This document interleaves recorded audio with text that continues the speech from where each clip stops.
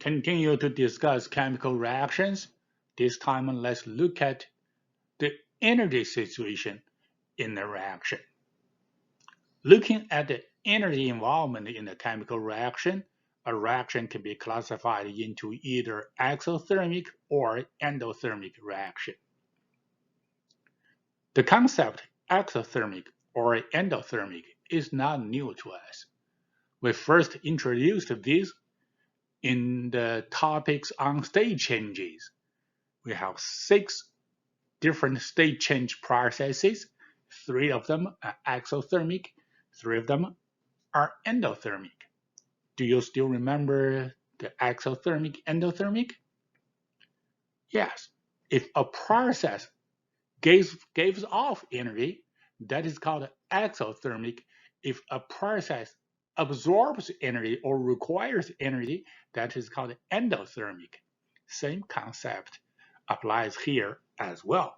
So an exothermic reaction is a reaction in which energy is released. A reaction happens, energy is released. The most common one we encounter in our life, combustion. So we use the heat released from combustion to do barbecue or to drive our car. In these cases, we can kind of consider energy as a product of the reaction. As you can see, the product is quoted because energy is not a substance, it's not a matter. Therefore, it is actually not a product, but we still consider it okay. We can place it on the product side to say that this reaction releases heat. So we can use this writing to represent an exothermic reaction. Why do a reaction releases heat?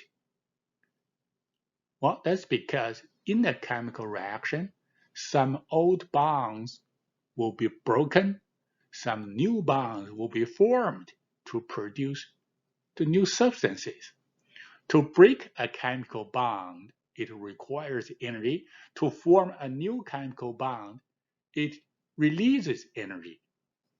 Depending if you are using more energy to break the bond or if you are to produce more energy by formation of bond, a chemical reaction can be exothermic or endothermic.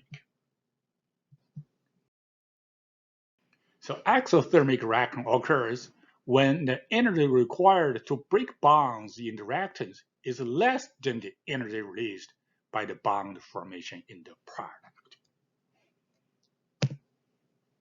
Well, this is called the energy diagram for an exothermic reaction. On the left beginning part, it gives you the energy level of the reactant. Then bonds starts to break. They get loosened and loosened gradually. So the energy level of the reactant increases until it reaches a point when all the bonds are about to be broken, but not broken yet. The new bonds are about to be formed, but not formed yet. At that time, the energy level of the system is at its highest point. Then after that point, bonds start to form. Energy will be released. Once the energy is released, the whole system energy level will start to drop. If the energy released is more than energy required to break those bonds, eventually the product will drop into a energy level that is lower than the starting energy level of the reactant. So in an exothermic reaction, the energy level of the product is lower than the energy level of the reactant.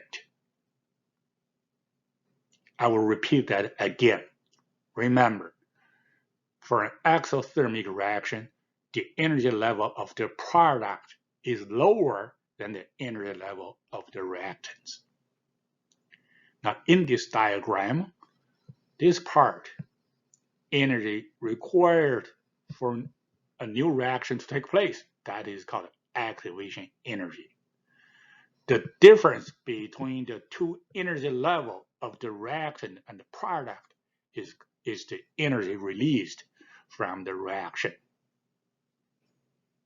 You are required to be able to label, to draw, and to label the energy diagram of an exothermic reaction. Same thing is true for an endothermic reaction that we're going to talk about. You're required to know the energy diagrams of an exo and endothermic reaction. Draw them and label them out correctly.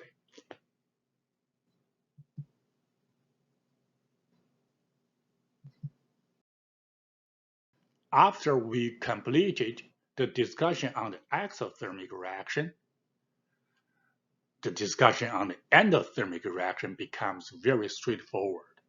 It is basically all the same concepts, but in the opposite direction. While an endothermic reaction releases energy, an endothermic reaction requires energy, a reaction in which a continuous input of energy is needed for the reaction to keep going. We can consider energy as a reactant, again, quoted kind of as a reactant of the reaction. Reactants plus energy to produce products. Photosynthesis is an example of an endothermic reaction. Without the energy from the sun, photosynthesis cannot proceed. Endothermic reaction occurs when the energy required to break bonds is more than the energy released by the bond formation. Exactly the opposite of the exothermic reaction. Again, the energy diagram. Now, the energy level of the product is higher than the energy level of the reactant. It has a huge activation energy. Energy difference between the reactant and the product is the energy absorbed. So the energy level of the product is higher than that of the reactant. Additional energy must be applied from the external sources in order for the reaction to keep going. All right, that's it for today. See you next time.